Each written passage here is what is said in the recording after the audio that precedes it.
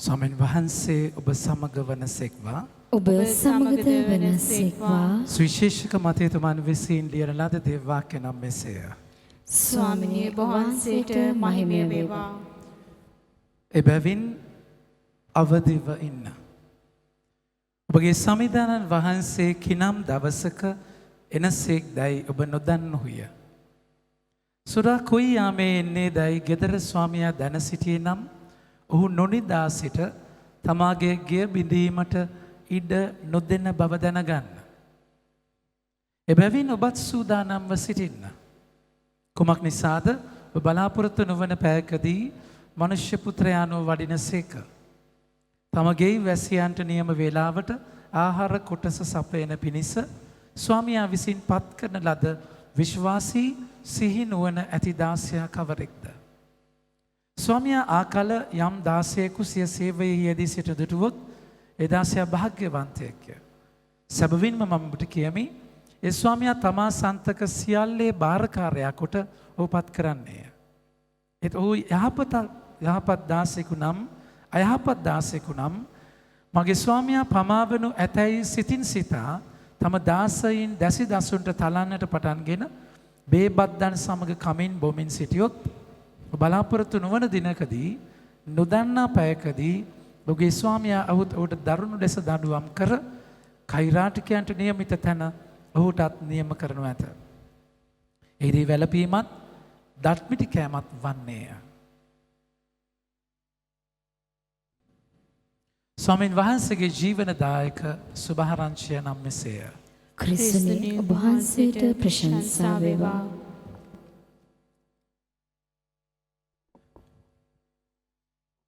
මගේ ප්‍රේමාන්තයනේ අපි ඔබව දැනුවත් කරා මගේ ජේසු සුදු දේසු හොඳ ජේසු කමක් නෑ ජේසු it's okay ජේසු ඒක හැටිනේ ජේසු මොනවා කරන්නද ජේසු කිය අපි ජීවත් වෙන ජීවිතය සාධාරණීකරණය කරගෙන ඉන්නට අපිට හැකියාවක් නැහැයි කියන එක.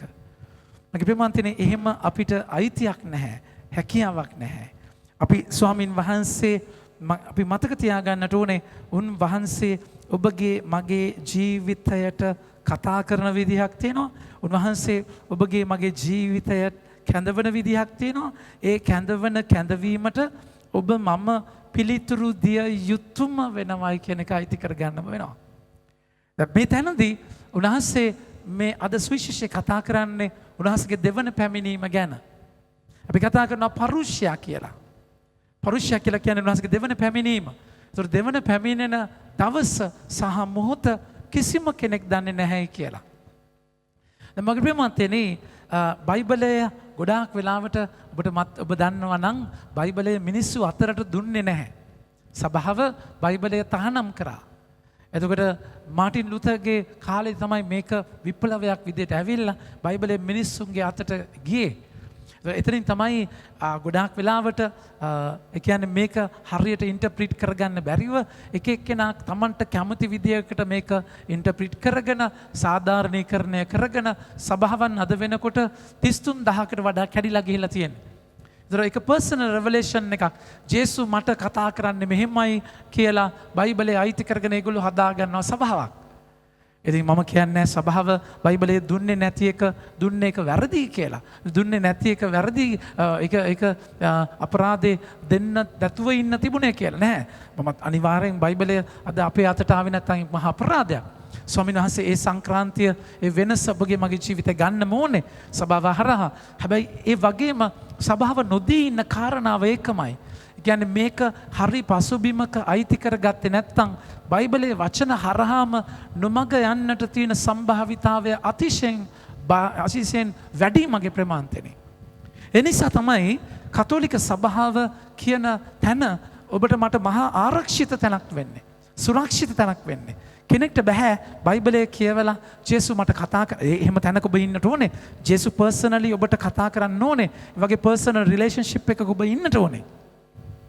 හැබැයි උන්වහන්සේ මට පර්සනලි කතා කරන දේ මම සභාව ඇතුලේ විමසගෙනයි යන්නට ඕනේ. ජේසු මට කතා කරා. මට ජේසු කතා කරලා කිව්වා මේ බිරිඳව ඩිවෝස් කරලා අනිත් කෙනාව ඩිවෝස් කරගන්නම යාඥාවේ ශුද්ධාත්මයන්ෝ ගැඹුරින්ම මට කිව්වා කියලා හරියන්නේ නැහැ. එහෙම කියපු තැන් තියෙනව නැද්ද? එක එක්කෙනා ඒ විදියට ඉන්ටර්ප්‍රිට් කළා යකා බයිබලයේම වචන අරගෙන නැද්ද? වචන අරගෙන නොමග යවන තැන් ඕන තරම් තියෙනවා. දැන් උදාහරණයක් විදියට රූප වන්දනාව කියන එක සම්පූර්ණයෙන් පටලගත්ත තැනක්. සම්පූර්ණයෙන් පටලගත්ත තැනක්. රූප වන්දනාව කියන එකත් එක්ක මේ පල්ලියේ තියෙන සුරුවන් අයින් කරන්න, ගෙවල් වල සුරුවන් කුඩේ සුරුවම අයින් කරන්න. එහෙම එකක් ජීවිතේට ස්වාමීන් වහන්සේ අදහස් කරන්නේ නැහැ මගේ ප්‍රේමාන්තනේ. ඒක මේ රූප වන්දනාව ඔබ ඒක දන්නවනම් දැන් මේකේ ද්විතීය නීති සංග්‍රහයේ දසපනතක් තියෙනවා. නික්මයාම 20 දසපනතක් තියෙනවා. මේක මේ 50 දසපනතම තමයි තැන් දෙකක තියෙන්නේ. උන්වහන්සේ මේ බයිබලය ඉගෙන ගන්නවා කියද්දී ඒක ගැඹුරු දෙයක්. ඒක ඔබ ස්ටඩි කරලා දැක්කනවා there is no text without context. ඒතකොට පසුබිමත් එක්කයි අපි මේක අයිති කරගන්නේ. දැන් මේක ඔබ මේ කියවීම දැන් අද සුවිශේෂය වගේ කියවීම සුවිශේෂය වගේ ගන්නකො අද සුවිශේෂය ගන්නකො ඒක නිකන් ඇත්තටම පුතේ ඔග්මන්ට් කෝඩ් වගේ දන්නේ නැහනේ නේද ඔග්මන්ට් වගේ දන්නේ නැහනේ YouTube එකෙන් බලලා තමයි අල්ලන්නේ කමක් නැහැ ඔග්මන්ට් එකක් වගේ ඇල්ලුවා නම් කොහමද එබැවින් අවතිව ඉන්න ඔබගේ සමිදානන් වහන්සේ කෙනම් දවසක එනසේක්දැයි ඔබ නොදන්නහුය. සොරා කොයියාමයේ එන්නේ දැයි ගෙදර ස්වාමියා දැන සිටියේ නම් ඔහු නොනිදා සිට තමාගේ ගෙය බිඳීමට ඉඩ නොදෙන බව දැනගන්න. එබැවින් ඔබත් සූදානම්ව සිටින්න. කුමක් නිසාද ඔබ බලාපොරොත්තු නොවන පැනකදී මනුෂ්‍ය පුත්‍රයානෝ වඩින සේක. මගේ ප්‍රේමවන්තයනි එහෙම කියවන්නත් පුළුවන් ඕක කොටස. කියන්නේ 84000ට බය කරන්න පුළුවන් කියවල නැද්ද? එහෙම බය කරන තැනක් තියෙනවා. එහෙම බය කරලා අවුස්සන තැනක් තියෙනවා. මගේ ප්‍රේමවන්තයනි දැන් මෙහෙම තැනක ඔබ ඒ මූඩ් එකේ කියවොත් එහෙම ඔබට ඒ කියන්නේ දැන් ස්වාමින් වහන්සේ එන්නේ ඒ කියන්නේ පොලිසියේ ඉන්ස්පෙක්ටර් වගේ නැද්ද? ඒ කියන්නේ CID එකෙන් වගේ එන්නේ. කොයි වෙලාවෙ ඇවිල්ලා ඔබගේ බෙල්ල මිරිකන්න බලාගෙන ඉන්නේ නැද්ද? ඇවිල්ලා අල්ල ගන්න බලාගෙන ඉන්නේ. වෙන වැඩක් නෑ උන්වහන්සේට. මගේ ප්‍රේමවන්තනි මේ ලැන්ග්වේජ් එක තේරුම් ගන්න.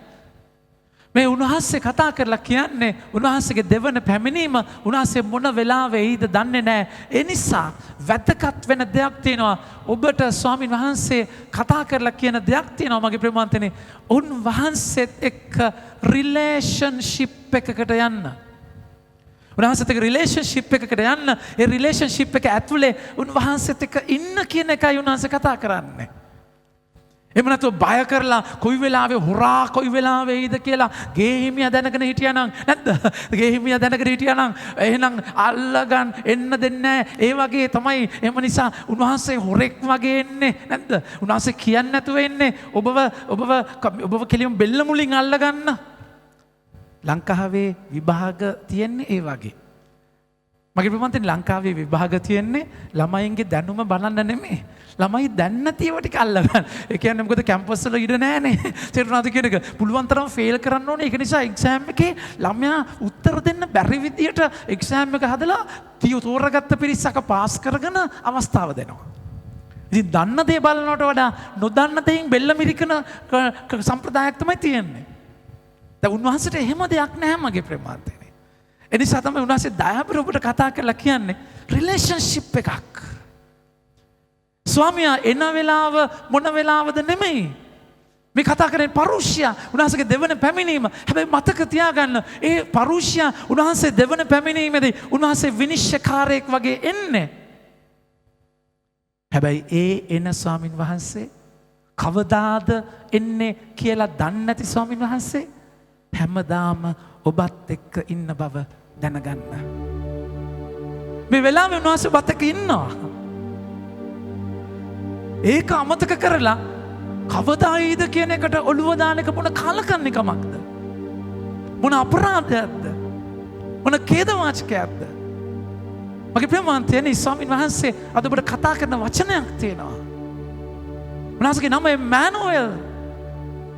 එම්මැනුවෙල් මම ඔබත් එක්ක ඉන්නවා. ඒක උන්වහන්සේ කතා කළා කියන religion is a relationship. මේක මේ ප්‍රතිපත්ති මාලාවක් ඉෂ්ට කරන ප්‍රත්‍යක්ෂම එහෙම දෙයක් තැනක නෙමෙයි. රිලේෂන්ෂිප් එකක්. ස්වාමියා කොයි වෙලාවෙද එන්න කියලා බලලාගෙන ඒ කියන්නේ එන වෙලාවට ලෑස්ති වෙන දෙයක් නෙමෙයි. ඇයි එහෙම වෙන්නේ? වචනේ කතා කරලා කියනවා මගේ ප්‍රමාන්තයනි. අද සුවිශේෂයේ උන්වහන්සේ කතා කරලා කියනවා ඒ වචනේ පහරට ගන්න පුතේ. ඒ වචනේ කතා කරලා කියනවා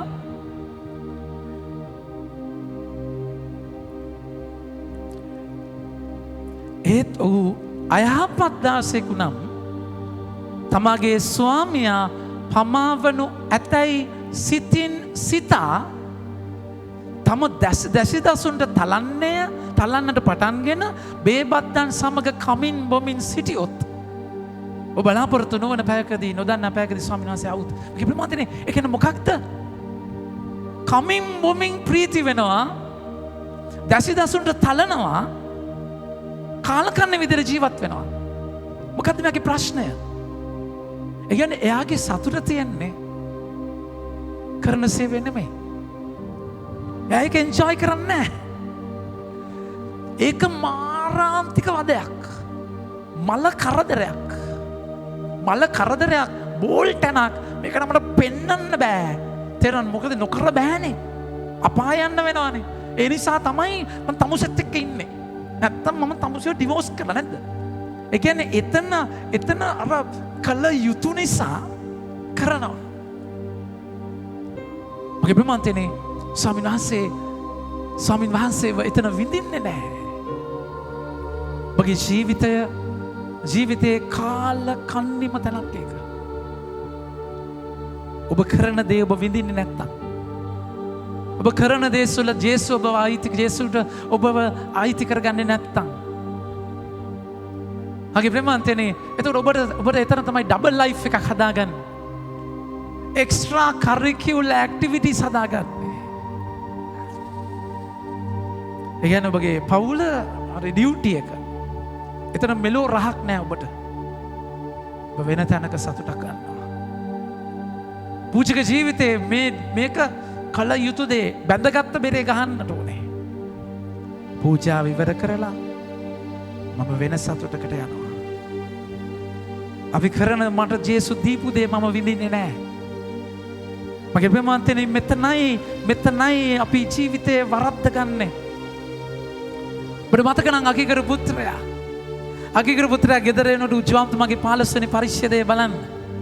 අකිකර පුත්‍රයා ගෙදර එනකොට අකිකර පුත්‍රයා ගෙදර එන වෙලාවේ ඊට පස්සේ තමයි ගෙදර එන්නේ අයියා. අයියා ගෙදර එනකොට බලන්න කතා කරලා කියන වචනය. අයියා ගෙදර එනකොට ජෝන්තුමාගේ ලුක්තුමාගේ 15 වෙනි පරිච්ඡේදය සමාවෙන්න. ලුක්තුමාගේ 15 වෙනි පරිච්ඡේදය අපි දකින්නේ අයියා ගෙදර එනකොට ගෙදර පාටි එක ලෑස්ති. ගෙදර මහා ප්‍රීතියකින් තරකල වස්සා මරලා මහා සතුටක්. එතකොට මොකද වෙන්නේ? 27 වෙනි වගන්තිය. ඔහුද ඔබේ සහෝදරයා ඇවිත් සිටි ඔබේ පියා ඔහු සුවසේ ආපසු ලත් බැවින් තරකල වස්සා මැරුවා කිය. ඔහු කිපී ගෙට ඇතුළු වන්නට නොකමැති විය. එබැවින් ඔහුගේ පියා පිටතට આવුත් ඇතුළට එන මෙන්න ඔහු ගෙනෙල්ලා සිටියේය.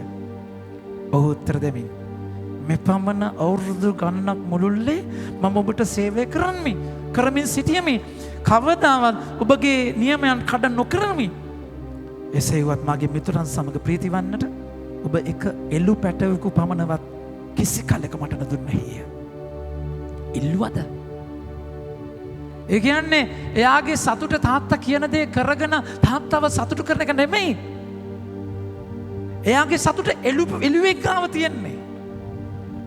ඒ කියන්නේ එතන වෙනම බාබිකියු එකක් ගාලා සෙට් වෙලා බීලා එතන තමයි සතුට තියෙන්නේ. මේ කරන එක විඳවනවා. ඒ දුන්නේ මම ප්‍රේමන්තනේ ඔබගේ ජීවිතේ ඔබට දෙන කාර්ය ඔබ විඳින්නේ නැත්තම් ඔබ ඩබල් ලයිෆ් එකකට යනවා. දැන් මේක විඳිනවා කියන්නේ ඔබ තාමත් බලාපොරොත්තු වෙන්නට එපා. ඔබට දෙන කාර්යය තුල සාමාරයි, ඒක මල් ඔක්කොම සාර්ථකයි, නියමයි, හරිෂෝකනේ, අම්මෝ ඉතනයි මලනවා සුරබිදනක් වගේ. අනේ මේ එහෙම නිකන් සීනි බෝල අධ්‍යාත්ම වල ඉන්න එපා. ඒ දෙන කාර්ය උන්වහන්සේ සලමොන්ගේ ප්‍රඥාවේ බලන්න උන්වහන්සේ කතා කරලා කියන දේ. සලමොන්ගේ ප්‍රඥාවේ උන්වහන්සේ කතා කරලා කියන දේ. සමාවෙන්න සිරාක් පොතේ උන්වහන්සේ කතා කරලා කියන දේ. සිරාක් පොතේ උන්වහන්සේ කතා කරලා කියනවා ස්වාමින් වහන්සේට දෙවනි පරිච්ඡේදය සිරාක් දෙවනි පරිච්ඡේදයේ උන්වහන්සේ කතා කරලා කියන වචනේ බලන්න.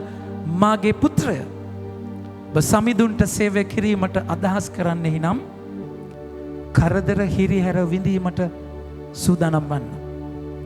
අවංක හෘදයක් ඇතිව සිටින්න. ධෛර්යමත් වන්න. විපත් කාලයේදී බිය නොවී සිටින්න. සමිඳුන්හට ඇලුම්ව සිටින්න. එතුමන් අත් නොහරින්න. විට ඔබ අන්තිම දවසේදී ඔබ ගරුබුහුමන් ලබන්නේය. ඔබට සිදුවන සියලු දේ පිළිගන්න. ඔබ අසරණ තත්ත්වයේ වරින් වර ඇතිවන වෙනස්කම් වලදී ඉවසිලිමත් වන්න. රත්තරන් ගින්නේ උරගා බලනු ලැබේ. තෝරාගත් අය නින්දාව නැමැති උදුනෙහි පරීක්ෂා කරනු ලබන්න ඔය. ඔබේ විශ්වාසය එතුමන් තුල තබන්න. 15 වෙනි 18 වෙනි වගන්තිය බලන්න. අපි මිනිස්සුන්ගේ අත්වලට නොව සමිඳුන්ගේ අත්වලට බාර වෙමු. එතුමන්ගේ තේජස යම්සේද එතුමන්ගේ කරුණාවත් එසේමය. ඒ කියන්නේ ඒ සේවය කරන තැන ඔබට ඉතුරු වෙන්නේ රිලේෂන්ෂිප් එක. රිලේෂන්ෂිප් එක. ඒ කියන්නේ මගේ ප්‍රේමවන්තයනි ජේසු පේදුරුතුමාගෙන් අහන්නේ ජුවන් 15 ජුවන් 21 උන්වහන්සේ 15 යහන්නේ ඔවුන් ආහාර වැළඳු පසු සීමොන් පේදුරුට කතා කොට ජුවන්ගේ පුත්‍ර වූ සීමොන් මොවුන්ට වඩා ඔබ මට ප්‍රේම කරන්නෙහි දැයි යසූසේක. එසේ ස්වාමිනී මම ඔබට ප්‍රේම කරන බව ඔබ දන්නාසේකයි පිළිතුරු දුන්නේ. උන්වහන්සේ මාගේ බැටළු පැටවන් පෝෂණය කරන්න යෝට වදාළසේක. මට ආදරේ නම් ඒක කරන්න.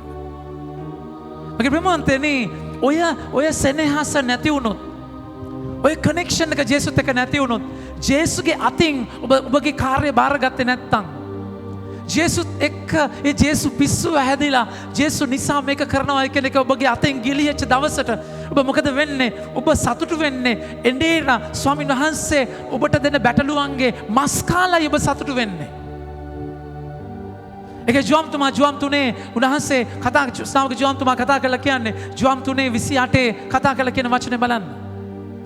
උන්වහන්සේ කතා කරලා කියනවා මේ සම්බන්ධතාවය ලස්සන ගමරු බලන්න. මම ක්‍රිස්තුස් නොවේති. ඒත් උන්වහන්සේට ප්‍රථමයෙන් එවන ලද්දෙමි. මා කී බවට ඔබට සාක්ෂිකාරවය. මනාලිය අයිති මනාලයාට මනාලයා ළඟ සිට සවන් දෙන ඔහුගේ මිත්‍රයා මනාලයාගේ කටහඬ අසා අතිශයින් ප්‍රමුදිත වෙයි. මේ මාගේ ප්‍රීතිය පිරී ඇත්තේ බැවිනි. සතුට තියෙන්නේ මනාලියගේ අත අල්ලගෙන නෙමෙයි. මනාලිය ඔබට අයිති නෑ. මනාලිය අයිති මනාලයාට. ඔබ නෙමෙයි මනමාලයා. තේරුණාද කියන එක? ඔබ නෙමෙයි මනමාලයා. තේරුණාද? මනමාලයා උන්වහන්සේ. තේරුණාද? මනාලිය ඔබගේ අතෙන් අල්ල ගන්නවද මොංගල් ඩාලින් කියලා අහන්න. තේරුණාද කියන එක? ඔබ ගන්න ස්වාමින් වහන්සේටයි අයිති. ස්වාමින් වහන්සේට අයිති. එලෙස ඔබ මනාලිගේ සතුට වෙන්න ගත්තාම තමයි තලන්නේ පෙලන්නේ වෙනම සතුට වෙන්නේ. උන්වහන්සේත් වෙනස් කරගන්න වෙන්නේ. මනාලයාගේ කටහඬ අසා මගේ ප්‍රීතිය අතිශයින් ප්‍රමුදිත වෙයි. මෙතන මේ රිලේෂන්ෂිප් එක ඔබගෙන් ගිය දවසේදී කවදාද එයිද කියලා නොදන්න ස්වාමීන් වහන්සේ හැමදාම ඔබත් එක්ක ඉන්නවා කියලා අමතක වෙන තැනදී ඔබ රිලේෂන්ෂිප් එක ඔබ ජීවත් වෙන්න නැති තැනදී ඔබගේ තෘප්තිය නැති වෙනවා මගේ ප්‍රේමන්තයනි. ඒකයි අතිශයින් වැදගත් ඒ රිලේෂන්ෂිප් එක. මේ ලෝකේ ජීවත් වෙද්දී මම ප්‍රේමන්තයනි මේ ලෝකේ ඒ රිලේෂන්ෂිප් එකේ ඉන්න අය කවදාද අන්තිම දවස ගැන වරි වෙන්නේ නැහැ. කොරෝනා ලෝක අවසානයේ වෙන්නේ නැති. Who cares? තේරුණාද කියන්නේ? දැන් අලුත් ප්‍රබෝධයක් එවනද? ඒ කියන්නේ ප්‍රබෝධය දෙක තුනක් කලවම් වෙලත් ඇවිල්ලා තියෙනවානේ. Who cares? Santa Aloysius මුනිතුමන් සෙමිනේරිය වල දෙව්සත්වල දරුවන්ගේ නම සාන්තුවරයා. පන්ති කාමරේ ස්වාමීන් වහන්සේ අහද්දී සමාවෙන්න පියතුමා අහද්දී ලෝක අවසානයේ තව පැය කාලෙකින් වෙනවා නම් ඔබ මොකද කරන්න කියලා ළමයින්ගෙන් අහන තැන එක්කෙනෙක්ව මම කඩාගෙන පල්ලියට දුවනවා, එක්කෙනෙක්ව මම කොමිසම් කරන්න යනවා, තව එක්කෙනෙක් මම මෙහෙ දුවනවා. ඉතින් එක එක්කෙනා කියද්දී අලෝෂියස් සෙන්ට් අලෝෂියස් හරීම දයාබරව ඉඳලා එයාගේ වාර්යාවම කියනවා, ෆාදර් මම සෙල්ලම් කර කර හිටියොත් මම සෙල්ලම් කර කර ඉන්නවා. මම නනා හිටියොත් මම නනා ඉන්නවා. මම පල්ලියේ හිටියොත් මම පල්ලියේ ඉන්නවා. මං කකා හිටියොත් මං කකා ඉන්නවා. මට දුවන්න දෙයක් නැහැ. රිලේෂන්ෂිප් එකක ඉන්නේ. රිලේෂන්ෂිප් එකක ඉන්නේ. මගේ ප්‍රේමන්තයනි, ඒ රිලේෂන්ෂිප් එකත් එක්ක ඉද්දී ඔබ ජීවත් වෙන්නේ සතුටක. සතුට කියලා කියන්නේ ඒ සතුට ඔබගේ ප්‍රතිඵලවල සතුටක් නෙමෙයි. Not to be successful but to be faithful. ඔබ සක්සස් එකෙන් සතුට හොයන්න ගත්තොත් ජේසුගෙන් නෙමෙයි සතුට හොයන්නේ. ප්‍රතිඵලය බලලා ඔබ සතුට වෙන්නේ. ඒකයි ගොඩාක් වෙලාවට අපේ සතුට නැති වෙලා තියෙන්නේ. පෞල් ජීවිත බඳිනවා බලාපොරොත්තුත් එක්ක. බලාපොරොත්තු නන්නත්තර වෙලා කුඩු පට්ටම් වෙලා චප්ප චොරොස් වුණයින් පස්සේ තේරෙනවද කියන එක? ඔබගේ ජීවිතේ ඉවරටම ඉවරයි. ඔබ බලාපොරොත්තු වෙනවා මෙන්න මෙහෙම හස්බන්ඩ් කෙනෙක්, මෙහෙම වයිෆ් කෙනෙක්. අනේ ඒක වෙන්නේ නැහැ. ඒතර ඔබ අල්ලගෙන තියෙන එයාගේ අත මිසක් ජේසුගේ අත නෙමෙයි. ජේසුගේ අතින් නෙමෙයි යාව බාරගෙන තියෙන්නේ. පටන් ගන්නවා ලොකුවට. පහුවට කොහු වෙලා යනවා. ඇයි උන්වහන්සේත් එක්ක තියෙන පර්සනල් රිලේෂන්ෂිප් එක ඔබට අමතක වෙනවා. මනාලි අයිති මනාලයට කියලා අමතක වෙලා ඔබ එයාත් එක්ක ගනුදෙනු කරනවා. එයා මට ආදරය කරන්න ඕනේ. එයා මට මෙහෙම කරන්න ඕනේ. මෙහෙම කරන්න කියලා ඔබ එයාත් එක්ක හැප්පෙනවා. මගේ ප්‍රේමන්තනේ එතන ඔබ කරන දේ තුල ඔබට සතුටක් නැහැ. හොඳට මතක තියාගන්න. ජීවිතේ මේ ලෝකයේ කිසිම දෙයක් 100%ක් සාර්ථක කරගන්න ඔබට බෑ. කොහෙන් හරි කොස්සක් හිටිනවම තමයි. මේ සම තුල අපි තුමු අපි මේ කරන කාර්යයන් තුල අපි මේ කරන සේවාව තුල ඔබ දැන ගල් මුල් නැද්ද අපිට? ඕන් තරම් තියෙනවා. මිස් අන්ඩර්ස්ටෑන්ඩ් කරන තැන් ඕන් තරම් තියෙනවා. වරදවා ගන්න තැන් ඕන් තරම් තියෙනවා. තේරුණාද කියන එක?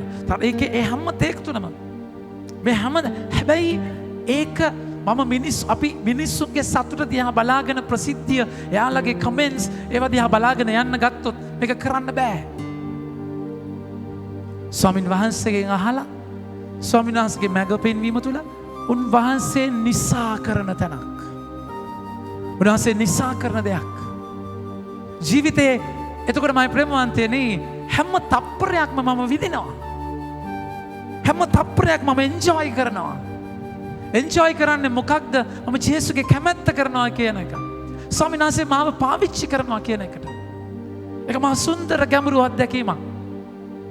මගේ ප්‍රේමන්තයනි එතකොට ඔබගේ ජීවිතේ අපි කියනවා දැන් උන්වහන්සේ කොයි වෙලාවෙදී එන්නේ කියලා ඔබ බය වෙන්නට ඕනේ ඩබල් ලයිෆ් එකක් එක්ක. ඩබල් ලයිෆ් එකක්. අද සුවිශේෂයෙන් මුලින් ඉඳන් ගමු. සුවිශේෂයෙන් මුලින් ඉඳන් ගන්න. උන්වහන්සේගේ වචනේ කතා කරලා කියනවා. කියවන පුතේ එබැවින් අවදිව ඉන්න. එබැවින් අවදිව ඉන්න. ඔබගේ සමිදානන් වහන්සේ කිනම් දවසක එනසේක් දැයි ඔබ නොදන්නහුය.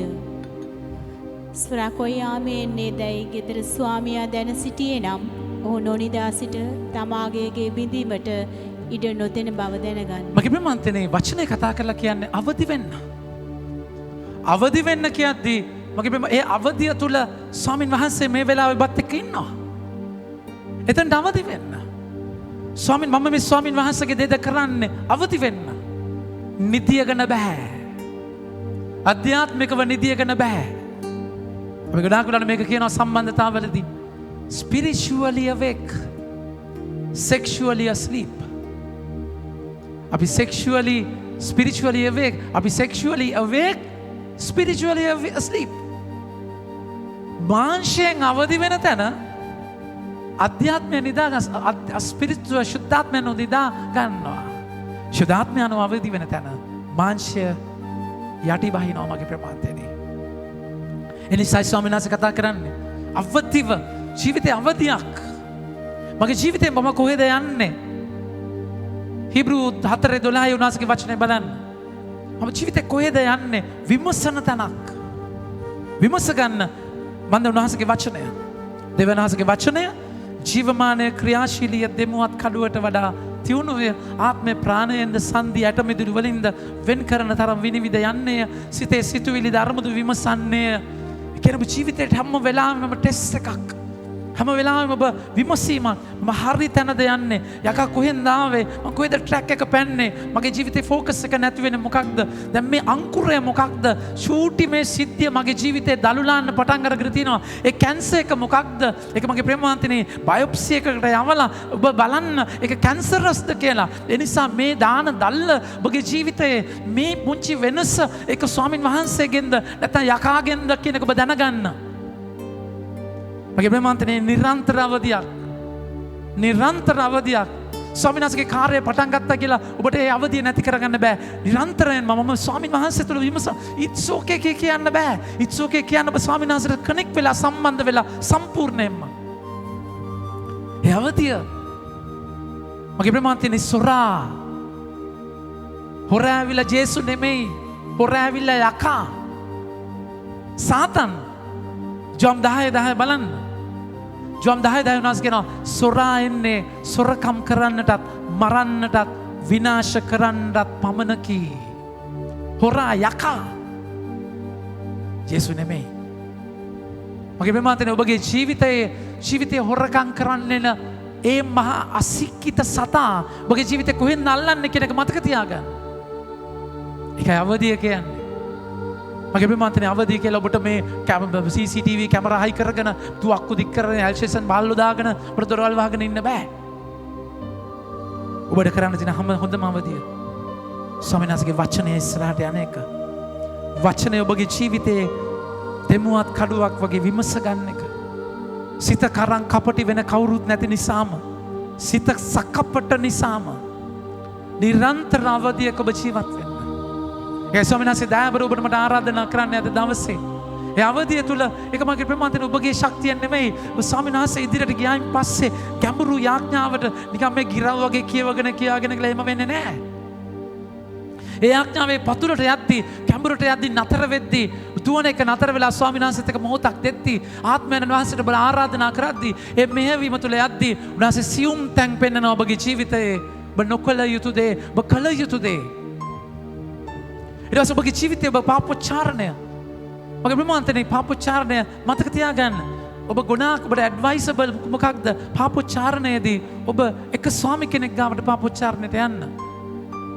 ඒ ස්වාමී ඔබගේ ජීවිතයේ ඩිරෙක්ෂන් එකක් එක පාපෝච්චාරණය අහන්නේ නොකර ඉන්නවට වඩා කාගාවට හරි යන්න අපි දන්නේ දන්නේ නැති ස්වාමිලා ගාවට යන්න try කරන්නේ නැද්ද කොහේ හරි දන්නේ නැති ස්වාමී කෙනෙක් පව් කියලා නැත්නම් මං ගැන මොනවා හිතයිද මොකද්ද මගේ ප්‍රේමවන්තනේ දැන් උන්වහන්සේ ඉස්සරහ පව් කරන්න පුළුවන් ස්වාමීට කියන එක තමයි ප්‍රශ්නේ තේරුණාද කියන්නේ ඒ කියන්නේ ඒකෙත් ප්‍රතිරූපය බලන්න ස්වාමී මං ගැන මොනවද ඒත් මමම තමයි ආයෙ එළියට එන්නේ ඔබට එකම ස්වාමීට පාපෝච්චාරණය කරද්දී ස්වාමී දන්නා ඔබගේ ඩිරෙක්ෂන් එක ඒකයි ස්පිරිචුවල් ඩිරෙක්ටර් කෙනෙක් ඕනේ ඔබට ජීවිතේ විමස ගන්න මම යන දේ හරිද කරන දේ හරිද මගේ ප්‍රේමවන්තනේ දෙවියන්සේ මට කෙලින්ම කතා කරා උන්වහන්සේ මට අනාවරණය කරනවා කියන එක ලස්සන දෙයක් හැබැයි වගේම භයානක දෙයක්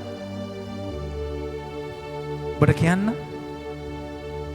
ජේසුගේ කටහඬින්ම යකාට කතා කරන්න පුළුවන් හඬ ඇහෙන අය අතිශයින් භයානකයි හරි විමසීමක ඉන්න නැතු මේ අත්දැකීමෙන් කියන්නේ ජේසුගේ කටහඬින්ම යකා කතා කරනවා ඔබට අයිඩෙන්ටිෆයි කරගන්න බැරි විදියට තෙරේසා ඇවිල්ලා ජේසු දේවම්මව දැක්කේ සමාවෙන්න ජේසුව දැක්කේ ලස්සනට ජේසුව දැක්කා හැබැයි හරි ඩිසර්න්මන්ට් එකේ හිටිය නිසා where are your wounds කියලා හද්දී ජේසු නෙමෙයි හිටියේ යකා අයින් වෙලා ගියා Father Pio දේවම්මව දැක්කා හැබැයි පස්සේ තමයි දැනගත්තේ යකා කියලා එනිසා මේ ඔබ යකත් එක්ක සෙල්ලම් කරන්න යන්න එපා පඬිතකම මට තමයි කතා කරන්නේ මට තමයි යාළේ තියෙන්නේ මම තමයි ගමනේ ඉන්නේ මම එතනම ගහලා ඉවරයි ඔබට ශුද්ධවන්තකමින් සෑහෙන ඈතයි එනිසා ජීවිතේ හැම අවධියකම හැම තැනකදීම ඔබ විමසිල්ලෙන් යන්න ඕනේ විමසනවා කියන එක ගැඹුරු දෙයක් උන්වහන්සේ ඔබ අතින් අල්ලගෙන යන්නට ඕනේ. ඒක මහා දයාබර තැනක්. ඒක අවදිව ඉන්නවා කියන්නේ. සුරා කොයි වෙලාවෙයිද? නෑ මගේ ප්‍රේමවන්තනි ඔබගේ මොහොත ඔබ දන්නේ නෑ. ඒ නිසා අවදිව ඉන්න. මගේ ප්‍රේමවන්තනි ඒ වචන ඊළඟ කොටස ගන්න. උන්වහන්සේ කියනවා බලන්න එබැවින් ඔබත් සූදානම්ව සිටින්න. කොහොමද ඔබ බලාපොරොත්තු නොවන පැවකදී මනුෂ්‍ය පුත්‍රයාණෝ වඩිනසේක.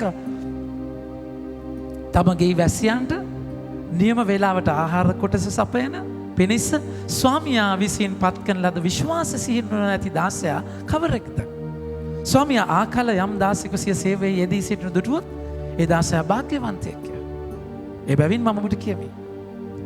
මයි ප්‍රේමවන්තයනි, සමහර වෙලාවට ඔය ජනාධිපතිලා හැම එනවයි කිව්වන් පස්සේ ප්‍රාදේශීය සභාවල අම්මා කොහමද බෝක්කු ගලවගෙන තෙරුණාද කියන එක තීන්ත ගාගෙන තනිකර බොරුවක්. තනිකර බොරුවක්. තෙරුණාද කියන. ඒ කියන්නේ අර එක ෆිල්ම් එකක මන්ත්‍රීද ඇමතිද කවුද එනවයි කිව්වන් පස්සේ තෙරුණාද ඔර්ලෝසු කණුව කට්ට වැඩ කරන්නේ නැහැ. තෙරුණාද ඔර්ලෝසු කණුව වැඩ කරන්නේ නැහැ. සිකුරු හතේද නැහැ. මොකද කොළඹ සානේ මොකද සිකුරු හතේ මං හිතන්නේ. සිකුරු හතේද? සුවද කොකායේද? සුවද කොකායක. ඉතින් කොක්කුම තමයි නේද? ඊට පස්සේ කට්ටියට දෙනවා ඔර්ලෝසුවේ කට්ට කරකවන්න. කට්ට කරකවන එක්කිනා බීලා. ඊට පස්සේ බොන්න බීර වැඩිලා කටු යනවා හතර වටේ. මගේ ප්‍රේමවන්තනේ. කියන්නේ එනවා කියද්දි ලෑස්ති වෙන කතන්දරයක් නෙමෙයි. එනවා කියලා ආයේ කරන්න දෙයක් නැහැ. මේ මිනිස්සයා ස්වාමියා එද්දි වැඩ ටික ඔක්කොම කරලා නිදිනම් ගුටි කනවාද? නෑ.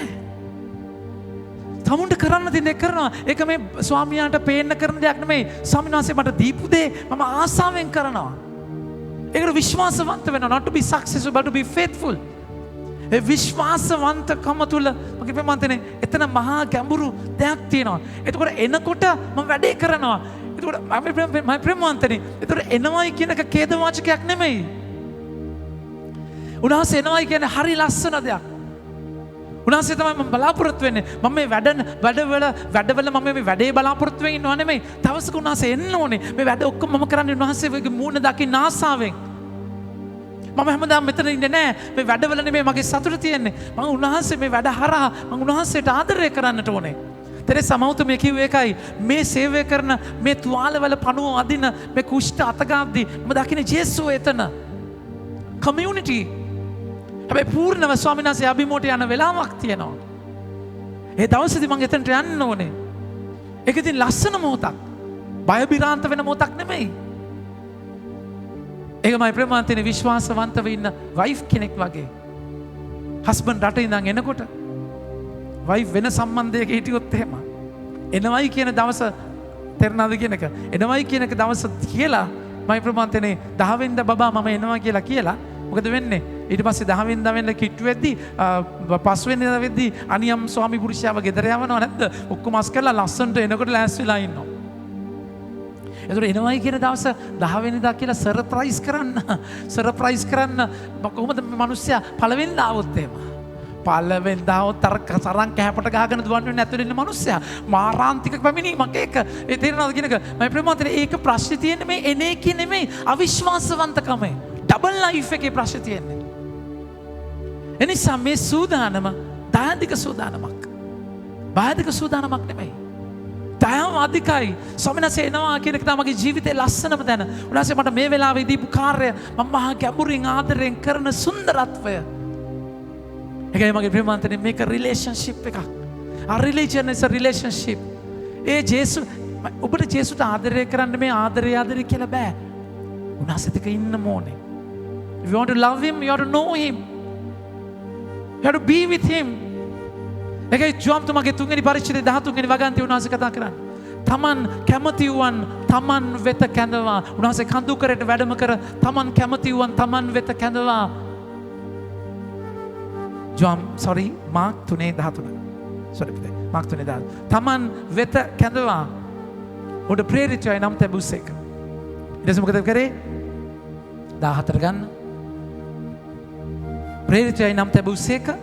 උන්වහන්සේ එසේ කළේ ඔවුන් තමන් හා සමග සිටින පිණිසත්.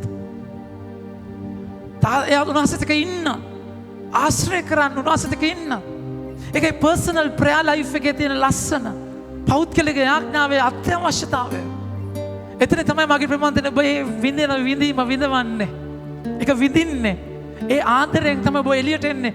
ජේසු හැම උදේකම පාන්දර හිරුදාවට බොහෝ කලින් එතනට ගිහිල්ලා ඒ තාත්තත් එක්ක කවුරුත් නැති තැන ඒ කට්ට කළුවරේ කුරුල්ලොත් දිදියගත්ත යාමයේ තාත්තත් එක්ක කතා කරලා කන්දෙන් බහින්නේ ආදරය කරන්න. තර මුළු ජීවිතේටම බලය හම්බෙන්නේ එතන. තර ඒ රිලේෂන්ෂිප් එක. ජේසු මාත් එක්ක ඉන්නවා හැම තප්පරයකම. උන්වහන්සේ මගෙන් වෙන් වෙන්න තැනක් නැහැ. ඒ ආදරේ මගෙන් වෙන් වෙන්නේ නැහැ. රෝමවරුන්ගේ 6-8 පරිච්ඡේදයේ 35 වෙනි වගන්තිය. උන්වහන්සේ කතා කළා කියන රෝම 8:35 බලන්න මේ ආදරය. ක්‍රිස්තුස් වහන්සේගේ ප්‍රේමයෙන් අප වෙන් කළ හැකි කිසිවක් ඇද්ද? විපතටවත්, දුක් වේදනාවටවත්, පීඩාවටවත්, සාගින්නටවත්, දුගී බවටවත්, උවදුරටවත්, කඩුවටවත් අප වෙන් කළ හැකිද? 38. අති උසටවත් මන්ද මරණයටවත් ජීවිතයටවත් දූතයන්ටවත් භූතාදී දේවදූතයන්ටවත් භූත අධිපතියන්ටවත් බලධාරීන්ටවත් දැන් තිබෙන දෙයටවත් මතු පැමිණෙන කිසි දෙයකටවත් අති උසටවත් මහා ගැඹුරටවත් මුළු විශ්වයන් කිසිම ඇවිල්ලකටවත් අපගේ ස්වාමීන් වන ජේසුස් ක්‍රිස්තුස් වහන්සේ තුළ ඇති දේව ප්‍රේමයෙන් අප වෙන් කළ නොහැකි බව මම ඒකාන්තයෙන් දනිමි. ඒ ආදරය ඔබගේ ජීවිතයේ හැම යාමයකම තියෙනවා. හැම සිද්ධියකම තියෙනවා. ඔබ ඒක අල්ලගෙන ජීවත් වෙන්න. එතකොට ඔබ ඒ කරන දේ ජේසුගේ අතින් බාර ගන්නවා. පීඩාවේදී ජේසු මට දෙන දේ මට දෙන වගකීම මහා ආදරයෙන් කරනවා. ඒක වදයක් නෙමෙයි. වදයක් නෙමෙයි. මාත් එක්ක ඉන්න මේ දරුවෝ ටික එයාලගේ කාර්යය කරන විදියක් තියෙනවා. උදාහරණයක් විදියට රිෆ්ලෙක්ෂන් එක දාන්න ගන්න. රිෆ්ලෙක්ෂන් එක දාද්දී මම ඒක රෙකෝඩ් කරනවා. රෙකෝඩ් කරලා ඊට පස්සේ දරුවෝ තමයි එක එක්කෙනා සමහර වෙලාවට මාරුවට එක කරනවා. ෆෝන් එක අරගෙන ගිහිල්ලා ඒක එඩිට් කරලා ඒක අප්ලෝඩ් කරන්න පැය 2ක් විතර යනවා. ගෲප්ස් 120කට ෂෙයා කරන්න. හැබැයි ඒක වදයක් වෙලා නැහැ. සමහර වෙලාවට නිින්ද යනවා. මම 3-4ට ජනෙල් වලට ගහලා කූද්දනවා. පුතා දාන්න කියලා කියනවා. ඒක වදයක් නෙමෙයි. මේ කිසිම දරුවෙක් මේක වදයක් කරගෙන නැහැ. ඒක මහා ආසාවකින් කරන්නේ. මයි ප්‍රමාන්තේනේ පේන්න කරන දේ මාව විතරනේ ඔබට පේන්නේ. ඒ දරුවන්ම පේනවා. මේ දාගෙන උඩ පැනගෙන දේශනා කරන මේ දරුවෝ මේ ටීම් එක කරන වැඩ. හැබැයි ජේසුත් එක්ක තියෙන සම්බන්ධතාවයක්. ඒක එන්ජොයි කරනවා. අනිත් අයට පේන දෙයක් නෙමෙයි. ඒ කරන දේ තුළ ජේසුව විඳිනවා. මේක ඔබගේ ජීවිතේ අයිති කරගත්තාම ඔබට වෙන පාටි බාබිකියු සතුටක් ඕනේ නැහැ. එළුවෙක් හරි මරාගෙන සතුට වෙන්න ඕනේ නැහැ. එතන ඒ රිලේෂන්ෂිප් ජේසු මට කියන නිසා ඒක මම විඳින්න ගන්නවා. ස්වාමීන් වහන්සේගේ දේ කියන එක මට ප්‍රත්‍යක්ෂ වෙනවා, කන්ෆර්ම් වෙනවා. ඒක විඳින්න ගන්නවා. මම ප්‍රමාතිරේ එතකොට මට දෙන රැළ එකයි පේදුරුතුමා කතා කරලා කියන්නේ. පේදුරුතුමා පැහැදිලිවම 2 පේදුරු කතා කරලා කියන තැනදී ඔබට දෙන රැළ ගැන ඔබ කොහොමද ඉන්නේ? 2 පේදුරු එක සමාවෙන් 1 පේදුරු 5 උන්වහන්සේ දෙවනි වගන්තිය. ඔබට බාර දෙන ලද දෙවියන් වහන්සේගේ බටලු රැළ පෝෂණය කරන්න. බලකිරීමක් නිසා නොව දේව කැමැත්ත 1 පේදුරු 5:2. ඔබට බාර දෙන ලද දෙවියන් වහන්සේගේ බටලු රැළ පෝෂණය කරන්න. බලකිරීමක් නිසා නොව දේව කැමැත්ත අනුව සතුටු සිතින් එසේ කරන්න. වේතනට ඇති ආශාවක් නොව සේවයට ලැබියාවෙන් එසේ කරන්න. ඒක ආදරයකින් කරන දෙයක්. අද අපි දෙවෙනි කියවීම බලද්දී මේ සම්බන්ධතාවය තුල කරන දේ බලන්න. තෙසලොනිකේ ලිපියේ මගේ ප්‍රේමාන්තයනි පවුලතුමා සීලස් තිමොති මේ අය කරන සේවය බලන්න. දෙවෙනි කියවීමේ සහෝදරවරුනි තෙසලොනිකේ කියනවා අපගේ සියලු අමාරුකම් වලදී පීඩාවලදී ඔබගේ ඇදහිල්ල ගැන අසා අපි ධෛර්යමත් වෙමු. මම ප්‍රේමාන්තයනි මේක ලිපියක් නේ. ලිපියක් කියලා කියද්දී පවුලතුමා සංඝයක් හදනවා. සංඝයක් හදලා එතන සංඝයට වචනේ දේශනා කරලා ගොඩනගලා යනවා තව තැනකට. ලොකු ටීම් එකක් හිටියේ නැහැ. ඒ ටීම් එතන ගියයින් පස්සේ එතන ඉඳන් ඒ සංඝය ගැන ආරංචි වෙන දේත් එක්ක යාට ලියුම ලියන්නේ අඩුපාඩු හදාගන්න ධෛර්යමත් කරන්න ලිපියක් ලියනවා. එතකොට බලන්න මෙතන පවුලතුමා නැහැ. ඒ කියන්නේ බලන කෙනෙක් නැහැ. එයා ජීවත් වෙච්ච විදිය. අර සේවකයෝ ස්වාමියා නැති තැනත් ජීවත් වෙන විදිය සම්බන්ධතාවයක් එක්ක. පවුලතුමා කතා කරලා කියනවා වචනේ නැවත ගන්න. ඔබ සමිදානන් වහන්සේ තුල ස්ථීරව සිටින්නේ නැහැ. කලින් වචන ගන්න. සහෝදරනි අපගේ සියලු අමාරුකම් වලදී පීඩාවලදී ඔබගේ ඇදහිල්ල ගැන අසා අපි ධෛර්යමත් වෙමු. ඒ කියන්නේ යාලා ජීවත් වුණා ඉන්න තැනත් නැති තැනත් ධෛර්යය. ඒ කියන්නේ ඇත්ත හිල්ලක ජීවත් වුණා, විශ්වාසික ජීවත් වුණා. ඊළඟ වගන්ති ගන්න. ඔබ සමිඳානන් වහන්සේ තුල ස්ථිරව සිටින්න නම් එයා අපේ ජීවිතයේ පනන නලවේ. ඒ කියන්නේ කරන එයා සංඝය එයාලගේ පන වගේ. ඒ කියන්නේ අර ගෙදර සේවකයන්ට සේවය කරන එක ස්වාමියා එද්දි අන්නේ අම්මෝ ඔන්න එනවා අන්නේ අම්මෝ මල්ලි කියලා එහෙම එකක් නෙමෙයි. එයාලගේ ජීවිතේ පන උනේ ඒක. ස්වාමීන් වහන්සේ දීපු රැළ බලා ගන්න එකේ මහා ආදරයෙන් කරේ. එයාලගේ ජීවිතේ කොටසක් උනේ. මගේ මෙමන්තනේ ඒක ගොඩනගන එක ලේසි නෑ. සංඝයක් හදන එක ලේසි නෑ. මිනිස්සුත් එක්ක ගනුදෙනු කරන එක ලේසි නෑ. ඇදහිල්ල පොන එක ලේසි නෑ. කමාරු දෙයක්. ට්‍රැක් පයින්නවා, පිට පයින්නවා, තරහා යනවා, මිස්අන්ඩර්ස්ටෑන්ඩ් කරනවා, චෝදනා කරනවා, කැලෑපත්‍ර ගහනවා. ඒක අමාරු දෙයක්. හැබැයි උන්වහන්සේ පවුලතුමා කියනවා ඒක අපේ පණ වගේ. ඊළඟ වගන්තිය බලන්න. ඔබ නිසා අපට ලැබී ඇති සකල ප්‍රීතිය ගැන දෙවියන් වහන්සේ ඉදිරියේ අපි කෙසේ ස්තුති කරමු, ස්තුති කර සෑයීමටපත් වෙමුද? ඔබගේ මුහුණ දක්නා පිණිසද, ඇදහිලේ ඌනතා සම්පූර්ණ කරන පිණිසද, දිවා රැ දෙකෙහි අපි අධික ලෙස යාඥා කරමු. මගේ ප්‍රමාන්තයනේ ඒ සංඝය ගියයින් පස්සේ එයාලා වෙනුවෙන් යාඥා කරනවා. එයාලව සම්පූර්ණත්වයට ගන්න යාඥා කරනවා. ඒ කියන්නේ මේක ඇයි ජේසු පවුලතුමා වට්ටලා පවුල ඔබ මට පීඩා කරන්නේ ඇයි කියලා අහලා ඒ රිලේෂන්ෂිප් එකට ස්වාමීන් වහන්සේ පවුලව ගන්නවා. පවුලතුමා කියනවා තවදුරටත් මා තුළ ජීවත් වෙන්නේ මම නෙමෙයි ක්‍රිස්තුස් වහන්සේ. ක්‍රිස්තුස් වහන්සේ නිසා මම අතෑරපු දේ මට කුණු කසල. මට වාසියක් තිබිච්ච දේ මට අවාසියක්. ජේසු නිසා කියන තැන ජේසු දුන්නු රැල්ලට පවුලතුමා ආදරය කරන විදිය. ඒතර වෙන සතුටක් නැහැ. දීපු කාර්යය තුළ තමයි සතුට තියෙන්නේ. වචනේ බලන්න. අපගේ පිය වූ දෙවියන් වහන්සේ මද අපගේ ස්වාමීන්ද වූ ස්වාමීන් ජේසුස් වහන්සේද ඔබලා වෙත එන්නට අපට මාර්ගය සලස්වා දෙන සේක්වා.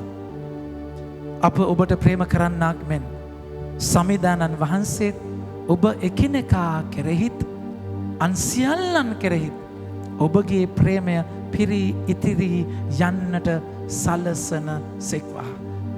එක ස්වාමින් වහන්සේ කර බලන්න පවුලතුමාගේ වචන. අපි ඔබට ආදරය කළා වගේ ඔබත් එකිනෙකාට ආදරය කරන්න ඔබගේ ප්‍රේමය සම්පූර්ණ කරන්න උන්වහන්සේ.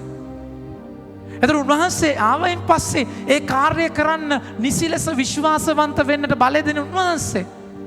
ඒකයි මයි ප්‍රේමාන්තනේ අත්ත මිදිවැරට සම්බන්ධ වුණේ නැතිනම් වෙන්ව පළදරන්න විදියක් නැහැ.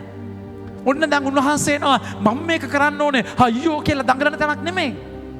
මගේ ප්‍රයත්න වෙන්නට මම ස්වාමීන් වහන්සේට කනෙක්ට් වෙන එක, සම්බන්ධ වෙන එක. කනෙක්ට් වුණායින් පස්සේ උන්වහන්සේගෙන් වෙන්ව මට කිසි දෙයක් කරන්න බෑ. ජොන් 15:5 කිසි දෙයක් කරන්න බෑ. උන්වහන්සේට කනෙක්ට් වෙලායි ඒක කරන්නේ. අද වචනේ ගන්න අවසානයේ කතා කරලා කියනවා. තෙසලොනිකේ ලිපියේ අවසානයේ කතා කරලා කියන බලන්න අපගේ ස්වාමීන් වන ජේසුස් වහන්සේ සිය සදහැවතුන් එකද පුතේ සදහැවතුන් සමග වඩින විට ඔබගේ සිත් අපගේ දෙවි පියාණන් වහන්සේ ඉදිරියේ සුද්ධවද නිදොස්වද තිබෙන ලෙස ශක්තිමත් කරන සෙක්වා. ජේසු ශක්තිමත් කරන්නට ඕනේ. සුද්ධව නිකලල්ව ඉන්න ජේසු බලය දෙන්නට ඕනේ. ඒක අපි අපේ ශක්තියෙන් කරන දෙයක් නෙමෙයි. එන්නේ කවදාද දන්නේ නැති ස්වාමින් වහන්සේ සෑමදා මාත් එක්ක බව අමතක වුණාද? එනිසා අද දවසේ මේ සම්බන්ධතාවය හොයමු. අපි හැම දවසකම අපි ජීවිතයේ අවසාන වෙන මොහොතක් තියෙනවා. දෙව රාජ්‍ය මරුණයින් පස්සේ අත්දකින්න දෙයක් විතරක් නෙමෙයි.